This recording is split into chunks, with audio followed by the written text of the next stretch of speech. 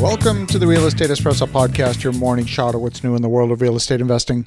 I'm your host, Victor Menashe.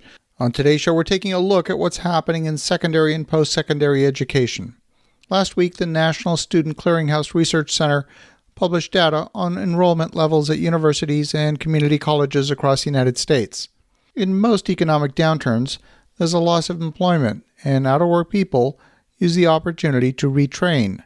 In past downturns, university enrollments have been seen as recession-resistant. Enrollments have gone up as out-of-work, mature students decide to focus their efforts on an area of the economy that has higher demand than their previous job. Well, this year has been different. Undergraduate university enrollment is down 4% compared with the same time last year. And first-time enrollments are down 16.1%, but these are just averages.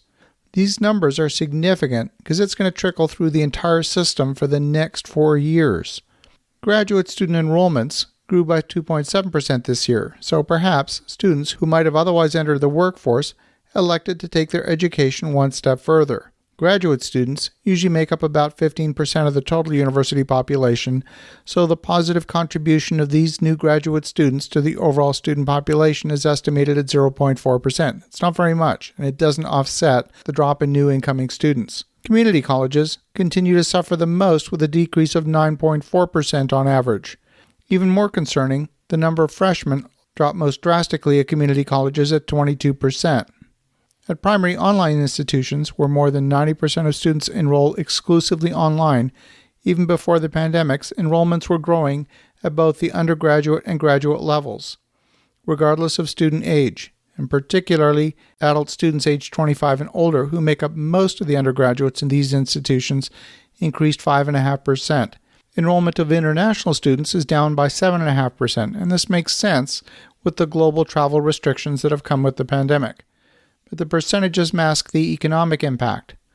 Tuition levels for international students are traditionally higher than those for local students, so the economic impact is disproportionately high. The profit margin at most universities has historically been estimated to be in the 10% range, and in the wake of the 2008 financial crisis, these profit margins grew and peaked in 2011 at about 15%. But by the end of 2019, profit margins across the industry were an alarming 3.5%. And today, with all the layoffs, profit margins are averaging at around 4.5%. So if enrollment is down in these bricks-and-mortar universities that have high fixed costs, many of them will be falling below profitable levels. Universities are real estate anchors in most communities. Neighborhoods and commercial main streets are entirely built around university campuses.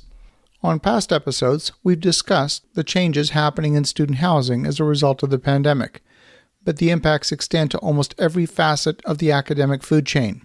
Dozens of universities have scaled back degree programs and laid off staff.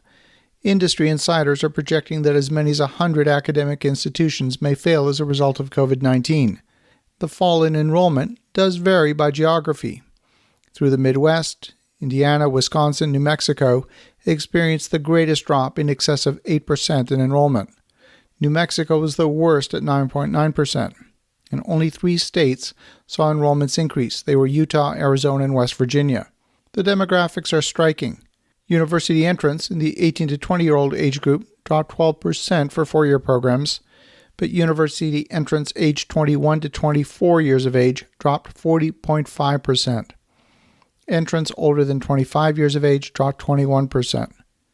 The 2-year programs saw enrollment drop 19.1% for those aged 18 to 20 and by more than 25% for those entrants aged more than 20 years old. The schools at greatest risk are the public schools and the private nonprofit schools, but virtually no school is immune. The story of James Madison University in Virginia is one of many possible case studies that we could look at. They made a decision to extend spring break and graduation in the spring. By the middle of March, they had transitioned all of their classes online. They might be considered one of the most agile schools during this pandemic. They issued refunds for housing, food, and parking, and no refunds for tuition, and still the school lost $30 million in just 9 weeks. According to credit rating agency Moody's, 30% of colleges were running deficits before coronavirus. And not only that, 15% of public universities had less than 90 days of cash on hand. This is despite the fact that college tuitions for a 4-year degree have multiplied by over 1,600% over the past 40 years. Universities used to rely on the notion of scarcity. That is, you could only have so many students in a class. For example, the law school at Yale has about 200 students. The classroom was only so big, and a teacher could only mark so many papers. That scarcity meant they had to limit enrollment. But now, with the global reach of the internet, there's no real limitation on the number of students that can be reached. The incremental cost of adding a student in a virtual environment is quite small. There's a prediction that as the internet democratizes knowledge, about 25 to 30% of universities will close permanently in the next few years.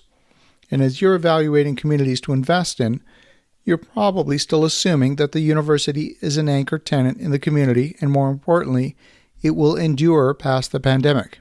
I want you to examine the financial viability of your local college or university as part of your due diligence in any local community in which you invest. As you think about that, have an awesome rest of your day. Go make some great things happen. We'll talk to you again tomorrow.